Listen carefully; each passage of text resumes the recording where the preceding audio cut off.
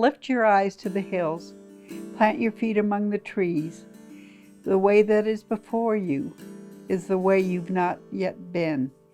Gather in your family, bring along your friends, raise yourself for each other, then the mountains will be seen. One of the things I can remember back then, if there was anything I avoided, it was getting cross-examined by Greg. He was thoughtful, he was well prepared, he knew the soft spots. Loved his family, he loved his kids and his grandkids. He loved the out of doors, spent every moment he had available being out in the Colorado woods. He was really a man of the state. Water law, water policy, water history is not an area that many legislators have an expertise in. And he was someone that could come to the legislature, bring enthusiasm, bring interest, and bring real knowledge in an understandable way to legislators.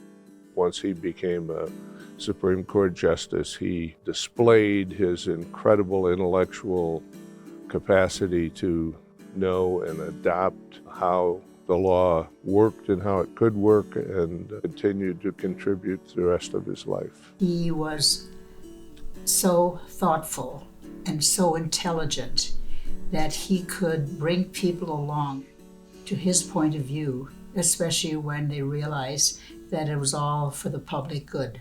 The advantage of having Greg Hobbs joining our team on the study of ancient water use and water handling in Colorado was that he was a great historian, and he was curious, was a wonderful definer of facts, and then the follower of facts.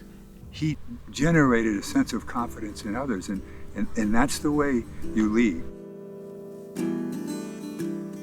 Everyone else has gone inside, it's probably nap time or something, and he's just watching her. And I think that was what his leadership style was. You know, it's just a metaphor for Greg, that he was there, but encouraging, but not trying to take it over. The younger people that he brought to the board and the staff of water education, his profound interest and enthusiasm and appreciation for how important water is to everyone in the state.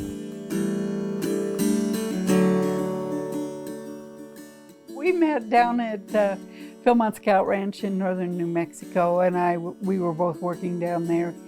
We met on the side of Baldy Mountain and went out one time in Taos, and then he left.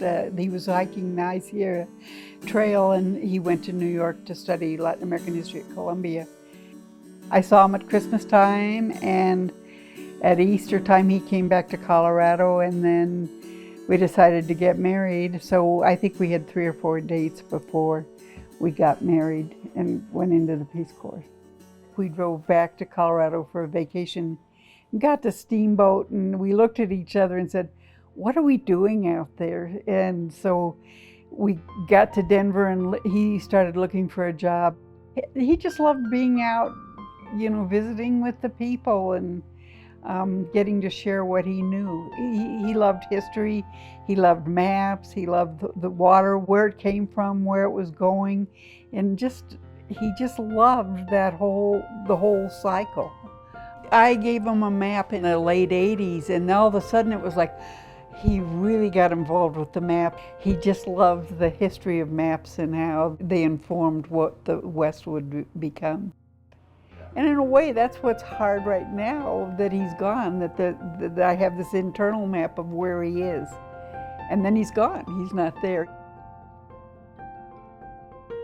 When he would end his talks, he would show a hand of the petroglyph, you know, for the ancestral pueblos, and he would say, this is what they're saying.